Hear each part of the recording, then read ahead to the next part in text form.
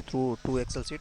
How to compare the two Excel sheet 1 and sheet 2, and compare up the equals. We are first step is where equals to, and map the first column, and compare the second column, and this is a true. Both are same.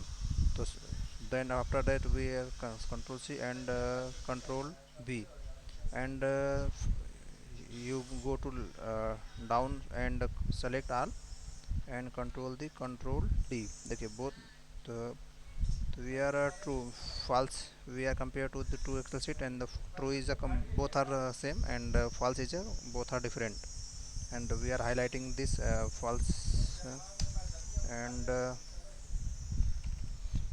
the false is this step, and false is this step. The three value is a different value in the both sheet. So, so this is explain of the to Excel of the, to compare the Excel sheet.